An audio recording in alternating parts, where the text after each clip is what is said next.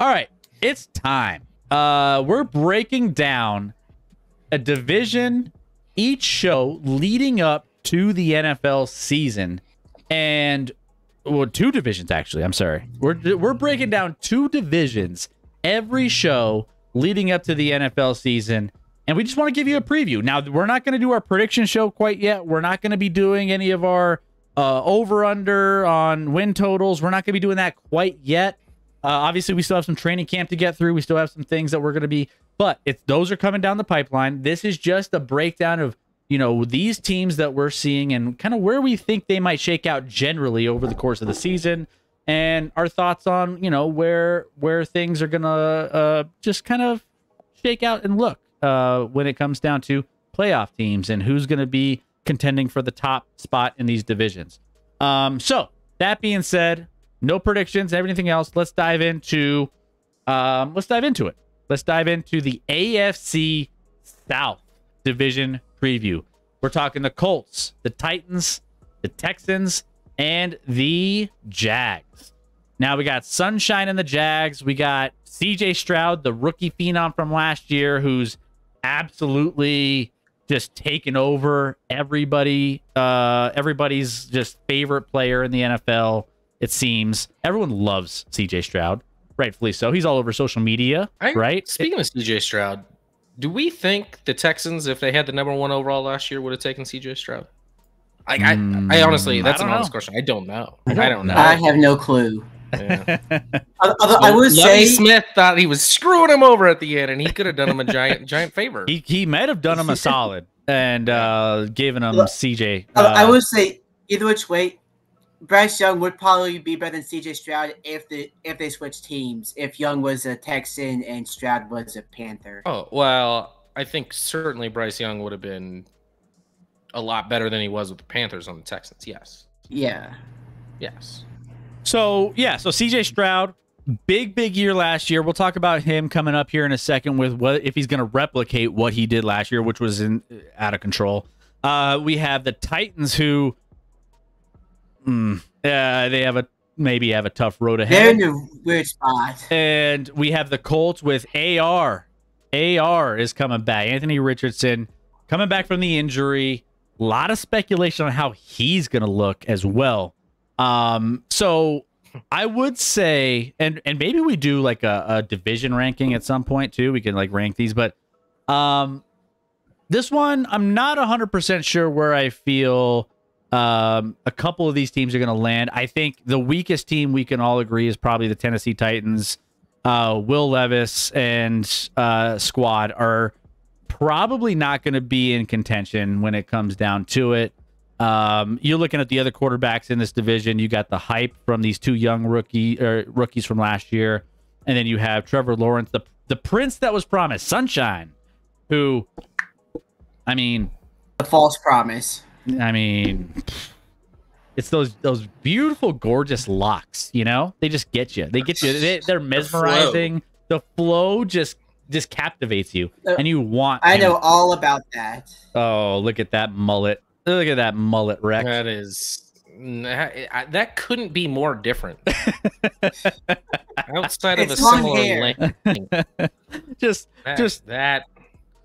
The difference. You need to like DM Trevor Lawrence and be like, "What products do you use?" Oh, like you need a full makeover from like the color, the conditioner. You need to start getting everything. So you many name it. There. This thing, I just know about having the flow. The flow. There's levels to this game, bro. There's levels. Anyways, so I think we all should feel like the Texans are on top of this division. It's their division to lose at this point, based off of the pieces that they've added in the offseason. CJ Stroud hitting his stride, being potentially one of the best quarterbacks in the NFL, and then also just coaching everything that they've been doing. Houston seems like they should be at the top of this division, correct?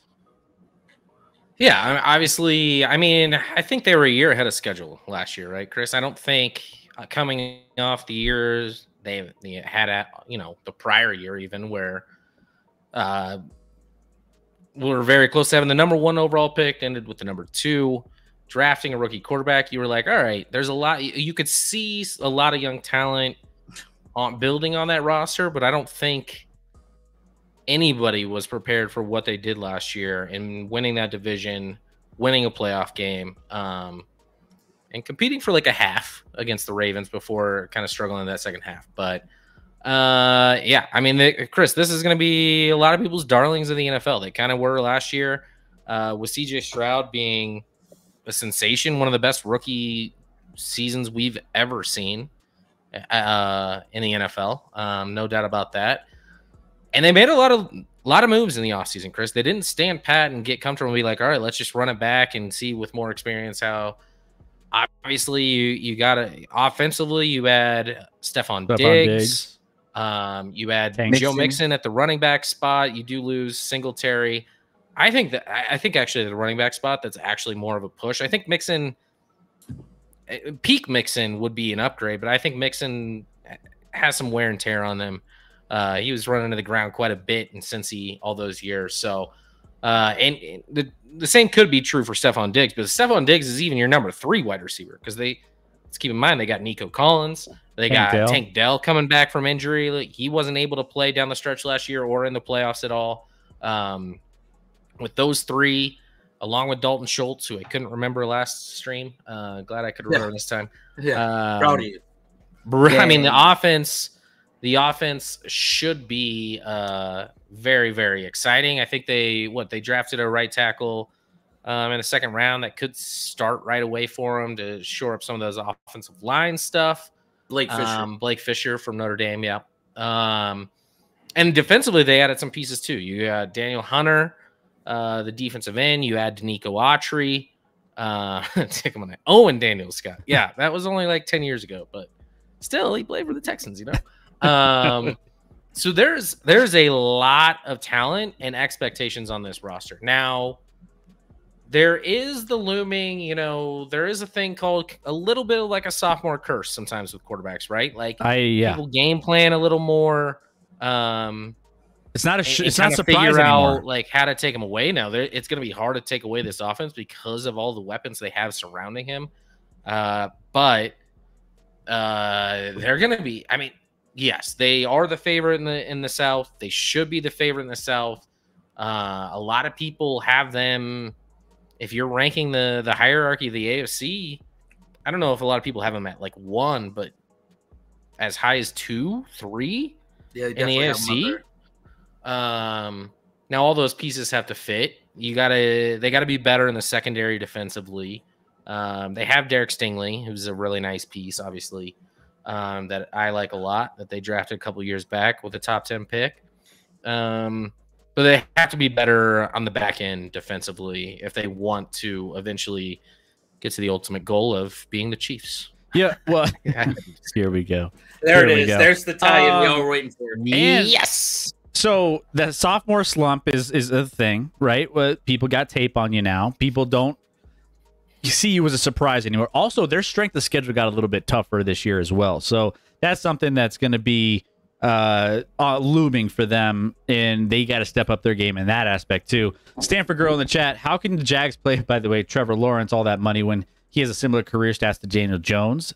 Also, she asks, what position do you think the Texans are weak at?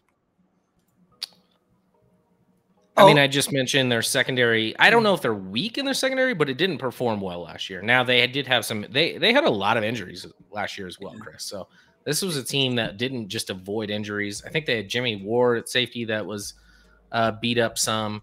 So a lot of health factors there, but they got to be better certainly than they were in the back secondary.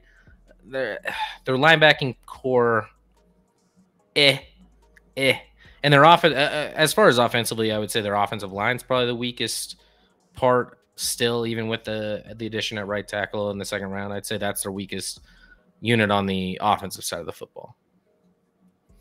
Yeah. So, Rec and Doc, thoughts on the Texans and what you think about them moving forward? The big thing for the Texans this year, they were able to retain that grade A coaching staff. They were able to keep Bobby Slowick. They kept Gerard Johnson, the quarterback's coach. They were vital to the team last year. They're sticking around. I mean, the question is like how long will they stick around, and if they do leave after the season, will they be able to? How will they be able to replace them? But for now, they have the coaches that they need to get somewhere. Like, this is probably their best shot before guys start getting paid and coaches start leaving. Yeah, I mean they're going all in with some of these moves, adding you know stuff on Diggs and that. They're certainly going all in. And as far as their head coach D'Amico Ryans, I hear he's an incredible leader. I don't know X and O's wise if he's the best in the game, but as a leader, he's like a young Mike Tomlin, Rec. And Mike Tomlin was really nice when he was young. Yeah. And defensively, they added some pieces, right? They had Hunter on the defensive side. They got Autry on the defensive side. Al-Shair. I swear coming he off. Doesn't listen to me. I swear. I mean, all of them. All of them. Yeah. On my coaching rankings, I had D'Amico Ryans at 6. Oh, 6. That's aggressive after 1 year, but okay. Right. Yeah. Yeah, no, you take a look at this team. It was 10-7 last year. They took huge strides, especially at the quarterback position. You know, they add Diggs. They come in and they bolster themselves with a wide receiver core that's pretty damn good, you ask me. You know, Joe Mixon, I think he's going to be reliable. I think he's going to be okay. I don't think he's going to be elite, but in that offense, I think he's going to do more than enough to keep defenses honest in the box.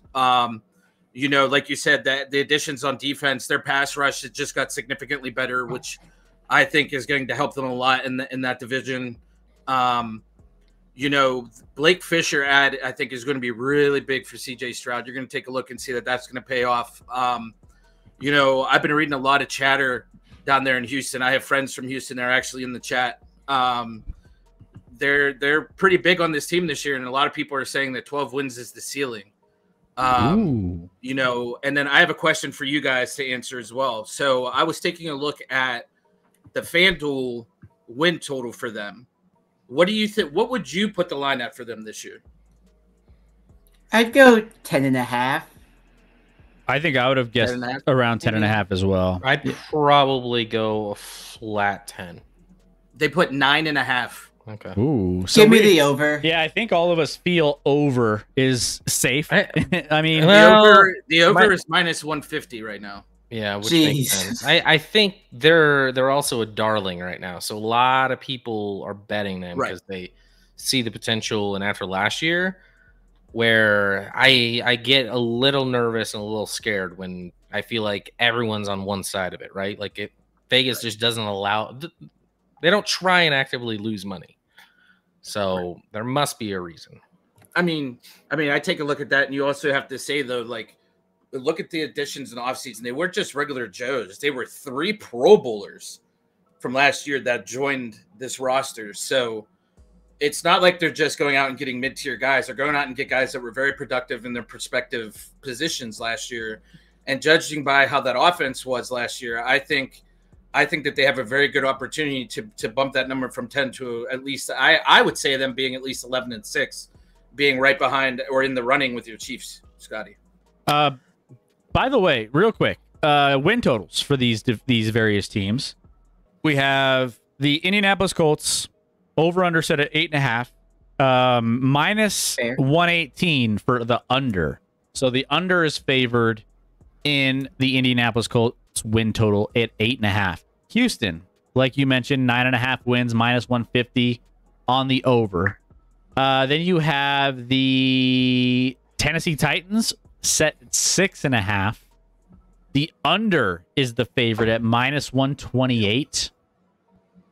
And what am I missing? Did I say Jags? Jags are 8.5.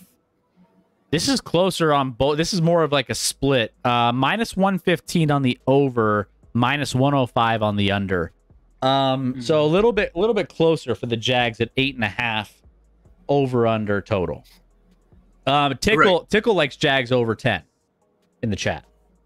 That's aggressive. I don't like that at all. Oh, we'll talk about the Jags in a second, and maybe they could definitely hit that. They could. I don't know if I'd bet that, but Well, let's shift to the Jags then. Let's shift to the Jags because we talked a lot about the Houston Texans. We kind of know where they should end up, but the Jacksonville Jaguars, Trevor Lawrence, kind of, we've had some weird, ups and downs in the last year and a half or so, with what he's been put together because everyone is touting him as, potentially one of the best quarterbacks in this division, if not the best. All of a sudden, CJ Stroud pops up, and then you have Anthony Richardson with the hype. So it kind of just throws Trevor Lawrence in a spot where maybe he's not looked at as hyped as the other guys, but that doesn't mean he's not going to be effective and efficient. Still have Travis Etienne, Christian Kirk. You got Gabe Davis. Evan Ingram is on this roster still. So lots of stuff to, work with offensively. Defensively, still, they have Trayvon Walker and some of these guys, on the back end, Darnell Savage, Ronald Darby. So they one of the worst number 1 overall picks ever, Trayvon Walker, that guy. Yeah. I mean, Aiden Hutchinson was just in their lap, and they were like, yeah, basically. Walker's got longer arms. Like, what are we doing? And then, as Stanford Girls said earlier, Trevor Lawrence has similar career stats to Daniel Jones, but yet they're paying him all that money. So is he going to earn it? And how is that going to look? They're paying Daniel Jones a lot of money too, but Lawrence is certainly making more. I think I see a potential with Lawrence to at least be earn more than what Daniel Jones is making. But that stat is interesting. Yeah, I mean that makes sense actually. People don't realize how good of a actually running quarterback Daniel Jones is. But anyway, this team could go very opposite directions, frankly, Chris. I mean, they were the Texans going into last year. They were the darlings that made in the playoffs. Yep. They won a playoff game. In dramatic fashion. Good. Yeah. Yeah. Came back by, the Chargers chargered, as they would. As usual. And what I think people forget about this Jacksonville team is they started last year 8-3. They were the number 1 seed in the AFC at that time. Number 1 seed, 8-3. And then they obviously fell off a cliff. They won one more game against the Panthers, which almost doesn't count. So they did not play well down the stretch, as an understatement. But Trevor Lawrence was injured with various injuries down the stretch and missed some games and wasn't healthy down the stretch. That was clear. Now, you do lose a couple of their wide receivers in Calvin Ridley and Zay Jones, but they added Gabe Davis, who is a wide receiver. Very similar and then they did add first round pick Brian Thomas out of LSU at the wide receiver spot in the draft to kind of supplement that. Otherwise, I think on defensively they add Eric Armstead from the Niners, which is a really nice pickup to shore up that defensive line a little bit. This team, I think, has been being slept on a little bit. I think people just now have flip script after 1 year. But I think if this team is healthy, they have the potential to actually be pretty damn good. I think Lawrence, while he hasn't lived up to the crazy expectations he had coming into the league, I think he can still be pretty solid, if not certainly above average. Is he ever going to be a top 5 quarterback in the league? Not in my opinion. No. But he can be pretty damn good. You still have a pretty good offensive line. The defense, Armstead's presence is going to be huge. You still have Josh Allen off the edge, who changed his name a little bit. I think I forget what he changed. I think he was just tired. I think he was just tired. He added a name because he was sick of being confused with the quarterback at Buffalo, I think. But adding that to go along with Josh Allen Hines, and you still, as Chris said, have Trayvon Walker if he can ever live up to his potential. Like that's a formidable front. Certainly, they traded in the offseason. Or no, I was about to talk about the Titans. I got confused for a second. Never mind. I think the Jags have a shot to be certainly back in the mix, where like they're going to fight for this division. They're going to be in the mix till the end.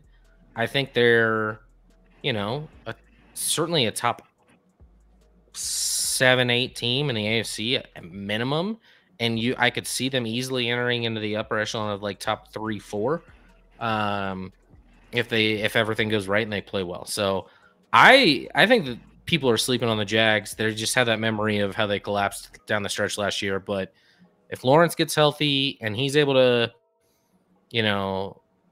have some connection with these new wide receivers, because they still have Christian Kirk there, but he was a familiar face. But otherwise, I think this team's been. You still have Travis Etienne at running back.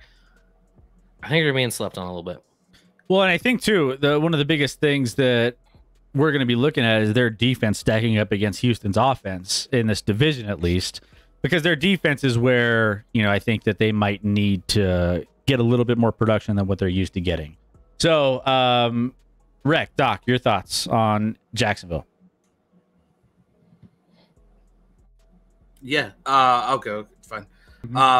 I think that this is a team that, the quarterback position, I think he needs to, stay healthy, stay on the straight and narrow. Because last year they were 9th in passing yards at 242.7.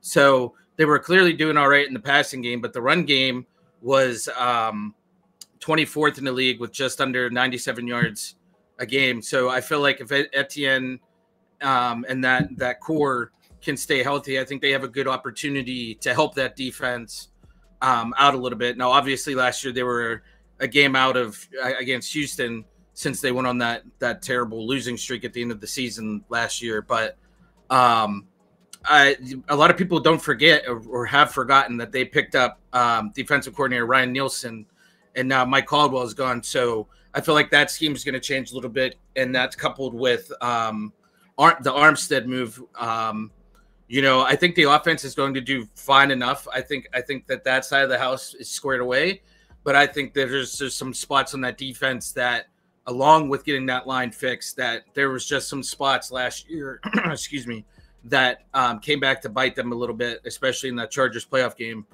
That I do think that, again, I agree with Scotty. They could very easily be at least a wild card team, getting in there at 9-8, maybe 10-7. But they also could get in there with 11 just based off of their schedule. I didn't know if you guys wanted to go into their schedule at all, but just by judging some of these games, the Patriots, and then they got the Raiders, but then they got to go out there and play the Colts twice. The Titans, they shouldn't have a problem with them, but they got to go to the Lions, play the Vikings, play at Philly, go to Green Bay. Chicago could be interesting this year. So there's just a couple games there where I feel like they could be kind of trap games for them, but I do feel like a spot in the playoffs is very doable. Yeah. Like, this team has a lot of talent, but I'm not too sure about how well they actually gel together. There's also Alukun in the linebacker core who was very underrated last year. They just have guys left and right, but it's like, can they actually play together as a cohesive unit? And of course, my thing going to coaching, not really a fan of Doug Peterson. I don't think he's the right man to run this team. They got to get someone with a little bit more modern approach, or someone that can trust his gut a little bit more, as opposed to just looking at the numbers and trusting them no matter what. Guy wins the Super Bowl with Nick Foles, and you're like, that dude isn't it? Yeah. It's weird, with Pearson, it's like something clicked after the Super Bowl in the wrong direction. I don't get it. It's like he suddenly went from just being this guy that will just do what he wants and have it work to just be like, oh, what's the mind game one? Yeah, I'll just do that. Like he doesn't trust himself anymore. I don't understand. Maybe Philly fired him because he wasn't doing those things, and then he went to Jacksonville. Was like, well, I guess I got to do these things. Yeah. Just, that's just kind of how that works. By the way, I was just gonna say Jacksonville has a perfectly middle of the road strength of schedule when it comes to the teams that they have on their what they have ahead of them. So I usually don't put. There is some essence of like strength of schedule, certainly, but like the NFL is so random year to year that it's like a team you think is going to be really good ends up being terrible, and a team you think is going to be terrible is going to be really good. Like a lot of those instances. So it's like sometimes, and especially down the stretch of a season, like if a team that you thought was going to be a really tough opponent down the stretch, but they didn't play well, or they got an injury to their quarterback or something, ends up being a really easy opponent later on in the year. So I shy away a little bit from basing everything on strength of schedule in the NFL because everything's so random and everything certainly is injury related when it comes to quarterback. And like so many games are won by like a play here, a bounce here, whatever it may be in the NFL, which is why it's so great. So sometimes the schedule looks easy and it ends up being tough, and sometimes it looks tough and it ends up being easy. So I mean, Sky, let me ask you this. Their first 4 games of the season, at Miami, home versus Cleveland, at Buffalo, and then at Houston. I mean, that they doesn't could sound go. easy. no, that's tough. They That could go sounds like very 2-2. difficult. They could go 2-2 in that stretch.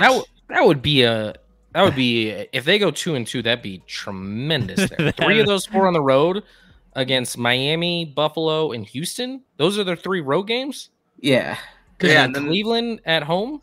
Yeah. And then they have the Colts. You're literally so you have 4 playoff teams from last year off the jump. Yeah. I mean, and 3 of them on the road. Miami's good at home too. Like they're good at home. Miami. You don't want to. Well, Jacksonville's the one team that's like, we're in Florida too, so the heat won't affect us. Because normally you don't want to play in Florida at the beginning of the year if you're not used to that heat and humidity. We saw that last year. What team didn't play well out there? I forget. It was early in the season. They had multiple dudes on the sideline getting IVs. Chris, do you remember by chance I don't. a team that didn't perform well in Miami last year? I don't. But I think it's time to move on to the next team. I can't recall a team that might have. Let's go with the Colts now. Underperformed. Well, I want to save the Colts for last because I want to keep people interested. So we're going to talk about the Tennessee Titans. We know kind of the Tennessee Titans are going to be in a tough place. Over/under set at 6.5, and the under is the favorite. So don't think they're going to win a ton of games this year. I just don't love their recipe quarterback wise. I just don't understand. Will Levis had some flashes, but do we truly believe Will Levis is the guy that's going to get them anywhere down the stretch? Maybe. I don't know if he can tighten things up a little bit more, but tighten things up. Get that? That was not on purpose, but I just tend to do that. I just, hey-oh. But they did add Tony Pollard to this roster. Still have Calvin Ridley, DeAndre Hopkins, Tyler Boyd on the receiving core as well. So they've tried. Calvin Ridley might be more noteworthy at their wide receiver spot than Tyler Boyd. No offense. Shout out Tyler Boyd. shout out. Did you say Calvin Ridley? Maybe you said. Yeah, I said Calvin Ridley. I said Calvin Ridley, Hopkins. You see, you don't listen to me either. It's fine. I was listening, but I missed the name Calvin Ridley. No, Calvin Ridley, Hopkins, Boyd are all different weapons that they've put around Will Levis to make him successful. So you didn't say the great Mason Rudolph, though. Mason Rudolph. And don't forget about Malik Willis, who's lurking in the background. But that being said, this team has a lot of holes, and there's a reason why they are probably not going to be as successful. And in a bad, I wouldn't say bad. It's kind of a lower tier division. I would say it's a bottom tier division. They're probably not going to be one of the top 3 teams in this division. They're picked to finish last in here. I like that you put it. They're not going to be a top 3 team in this 4-team division, right? It's also known as last, yeah. So they're basically just it's inevitable. But there might be fun to watch maybe on every 3rd or 4th week. against certain teams. On Thursdays. Maybe on Thursdays. Oh no, please no. Them and a Thursday night? Oh no. But that being said, we're talking about the Titans here. We don't need to spend a ton of time, but what are your guys' thoughts on the Titans? I'm spending a lot of time on the Titans here. Mason Rudolph, what an addition. No, I mean the Titans front office clearly doesn't think they're as far away as maybe some of us do. Adding Tony Pollard, obviously, the first thing we should mention is like it's an end of an era in Tennessee. Derrick Henry is no longer a Tennessee Titan. Correct.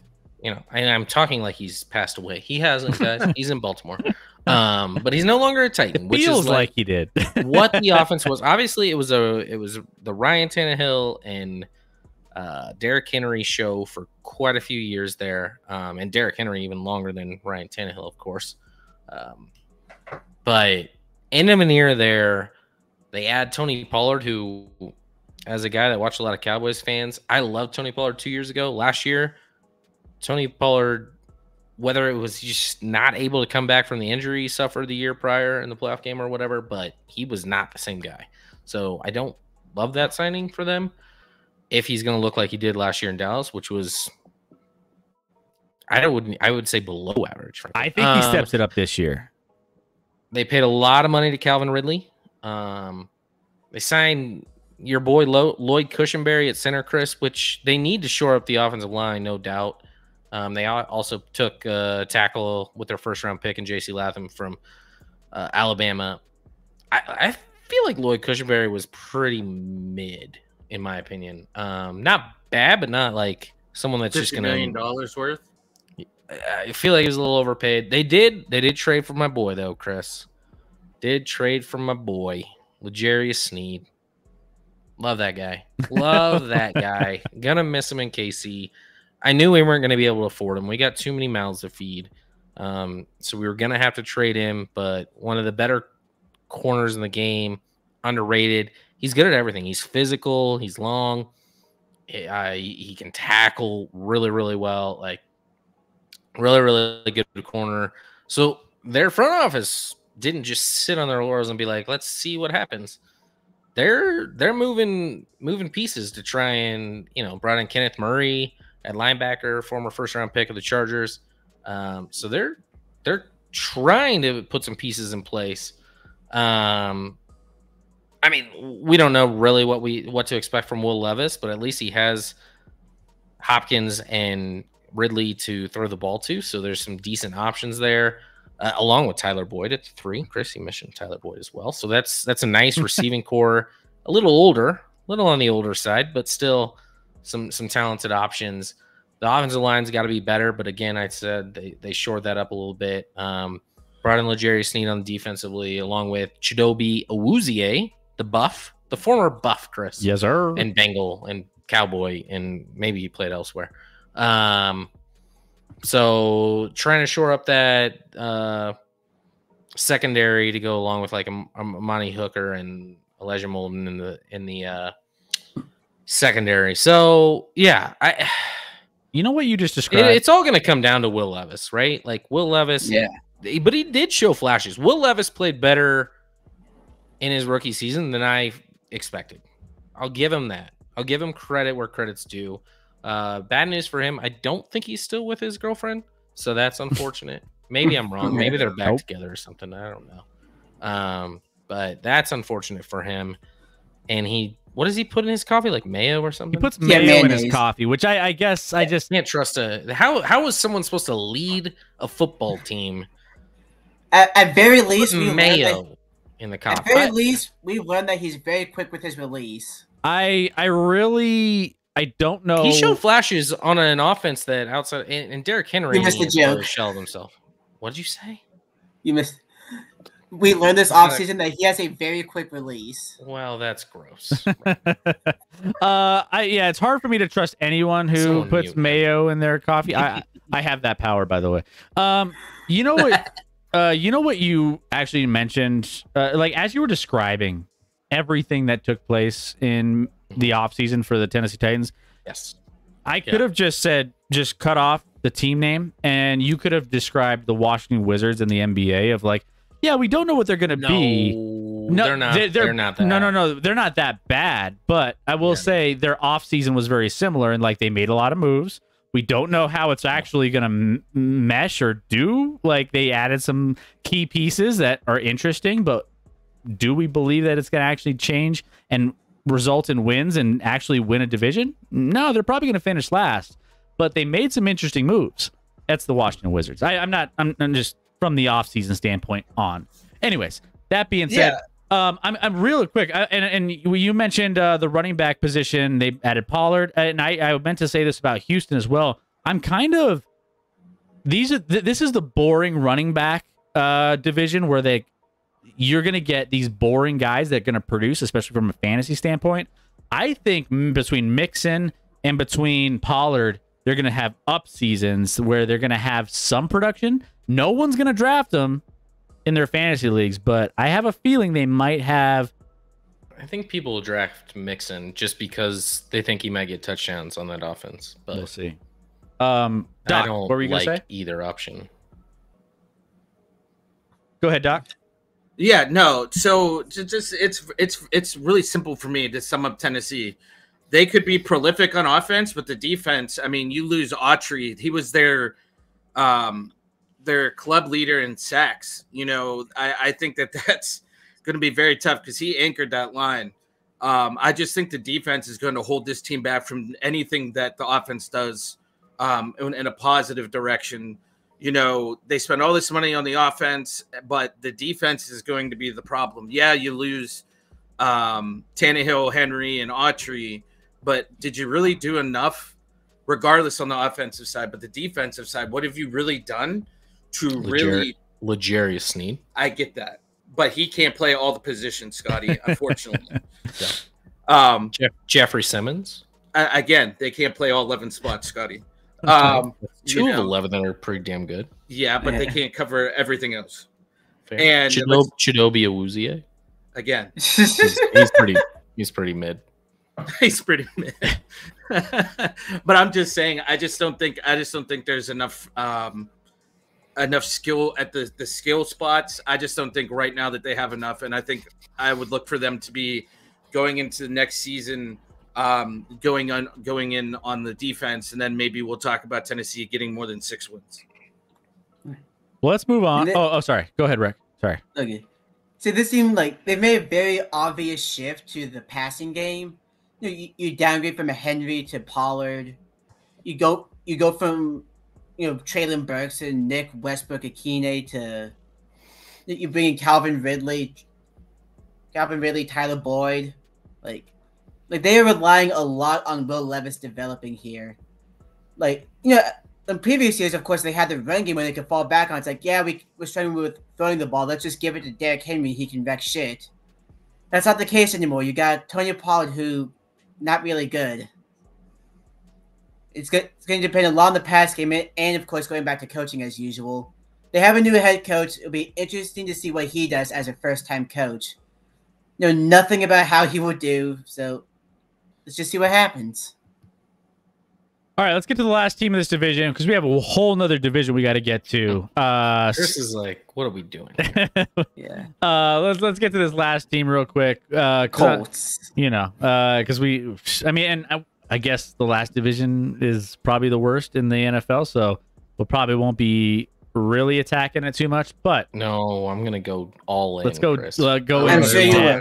We're gonna go for a couple more hours. I mean, here, I honestly don't even think there is the AFC South or NFC South even worth talking about. They're the worst. Just kidding. Talking about all the that hurt people's feelings. See, I don't want to go there. It's fine. Cool. I mean, you're gonna go all in. You're gonna go all in like Jerry Jones this offseason. Oh boy. Colts. 8.5 is their win total.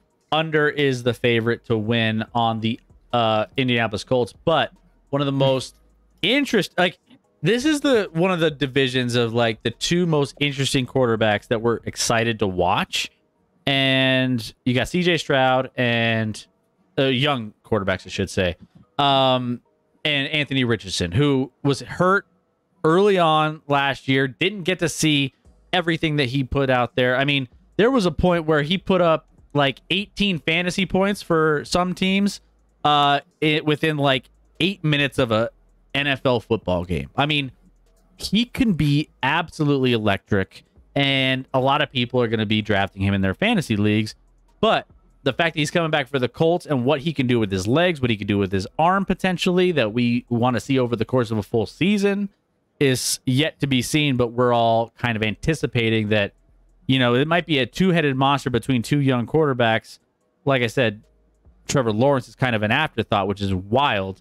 But the excitement comes with Mr. Anthony Richardson and the Colts, Scotty, which could, you know, be interesting this year. Yeah, I mean, the Colts are the one team that didn't do a lot this offseason. They kind of just stood pat a little bit, didn't make a lot of big moves one way or the other. They did move on from Minshew Mania, who was valiant in his, replacing of Anthony Richardson last year after the injury. But they added Flacco, Chris, the sensation from Cleveland. He's going to be in the league for another 10 years. Dynamic. Is he going to be the Yager of the NFL? Yes. I'm 40. Without ever being elite, but yeah. That's the age-old question, right? Is Flacco elite? For one season, he was. Cuban says he's just entering his prime right now. Oh shit! I'm in my prime. But them not making moves kind of makes sense to me, Chris. I think they're at a place where they got to figure out exactly where this team is at with Anthony Richardson at the helm. Like, they need to see him. He's certainly shown flashes as a raw rookie, whether it was throwing or running the ball. But some of that running got him in trouble a little bit. Took some hits, even though he's a big dude. He's like, a Cam Newton clone. Still took too many hits, so he's got to figure that out a little bit, and he's got to stay healthy.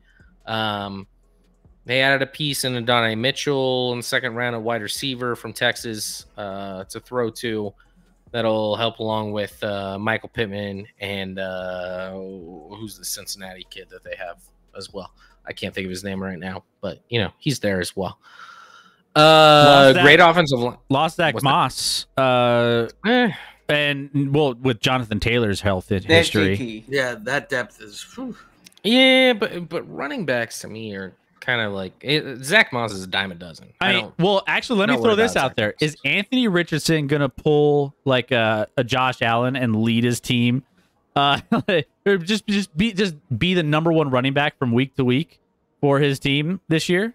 Because Jonathan Taylor's going to get hurt, and they're going to have no other options, and he's going to have to run every single week. They're going to get a Trey Sermon. Trey Sermon, just a fantastic back. Played so well in San Fran. Mandalorian. Scotty's actually been talking nice about teams. Amazing.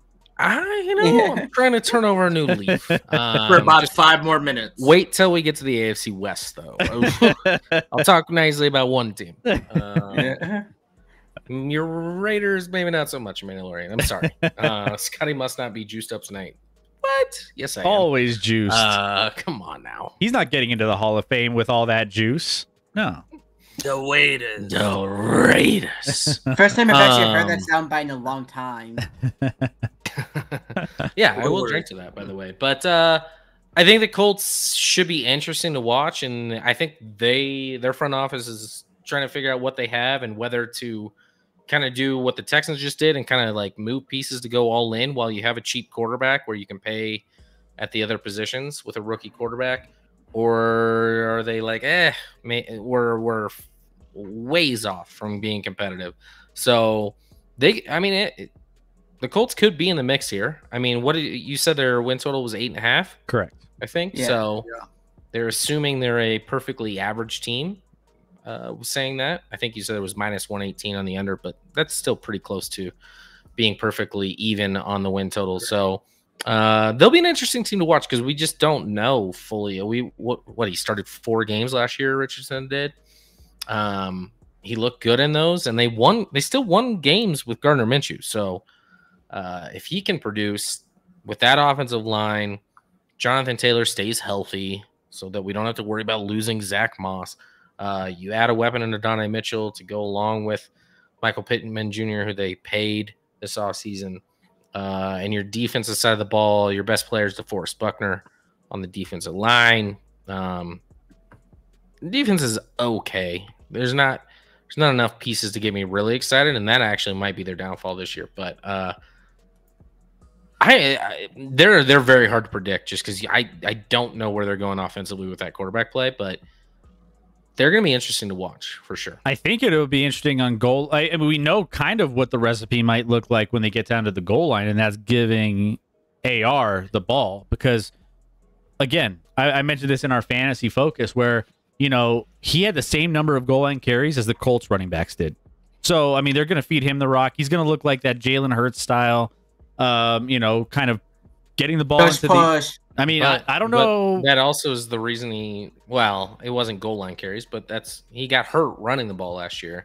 Right. He had 4 rushing touchdowns and 4 starts last year. So certainly has the potential to do it. He only threw for 3 passing touchdowns in those starts, but had 4 rushing touchdowns. So certainly has the potential to do it. Yeah, I mean, you go ahead, Rick. You're good. Code yellow, by the way. You say all right, spam it in the chat. They're clearly putting a lot of stock into Anthony Richardson, A, developing, and B, being healthy. I mean, this has been a staple of Chris Ballard's tenure here. Which, don't make a lot of crazy moves. Just kind of stick with what you got, build within the draft, and see what happens. You're not sure how well it's going to work here. I feel like you got to try to supplement Richardson a little bit more. And now you're without Josh Downs for the first few weeks of the season, so that hurts. Overall, it feels like the core is still aging. It's not the youngest core out there. I don't know if just staying pat was the right move here for Indy. I feel like it's going to hurt him in the long run. Agree to disagree, but okay. And how dare you talk about a Chiefs front office disciple like that? I knew that was. He's just been really conservative the whole time in Indy. Yeah, but I mean, you got to take a look at what they have. You know, look at their setup. I mean, clearly they have something good going on there with Richardson and JT. But the biggest thing and the only thing that really needs to be said, besides their defense, is their health. Can they stay healthy? And obviously, Downs already getting hurt. That's a big loss for them on the offensive side. But you know, AR has to stay healthy. JT has to stay healthy. Because let's be honest, the depth there isn't exactly thrilling or exciting. You know, Flacco. You take a look at what's that? Flacco. Well, yeah, you mean the 18th season Flacco? Yeah. You have, but you know what you didn't mention, Scotty? I'm kind of upset about this. Our boy Jason Bean is quarterback there, out of Kansas. Yeah, is he going to make the team? I don't know, but I just wanted to throw that in there. We had to get us a Kansas. The backup QB at Kansas last year that played a lot of games because their starter wasn't healthy, and the starter is really good. And Bean played fine, but Bean might be better off not playing quarterback. He's very fast. He's incredibly fast. Right, and I think they might throw him into that wide receiver. You know, they might do that, especially with Downs being hurt. You know, I definitely think that this is one of those big question marks is the health, but you can't argue that their offense couldn't be prolific if they can stay healthy. There you go. Anything else to add, guys, for any last things to say? We just before? Finished off the NFC South while you were gone, Chris. Okay. Yeah. There we go. All right. So, that being said, well, then we can move on to the NFC, we can move on to the NFC South. NFC South. Black Market Breast Milk did ask real quick, why didn't the Colts do a legacy draft pick of Marvin Harrison Jr.? They were not in position for that. Yeah, he wasn't available for them to draft. They were at 15 or something, weren't they? Yeah, they were at 15. They'd have to give up 3 first rounders to move up and get him. Yeah, and you don't not worth it. Wide receiver. By the way, Black Market Breast Milk, welcome in. It's always good to have you in. Lovely name, by the way. It's Best name on Twitch. It's one of the best names on Twitch that I've ever seen. Welcome in. All right.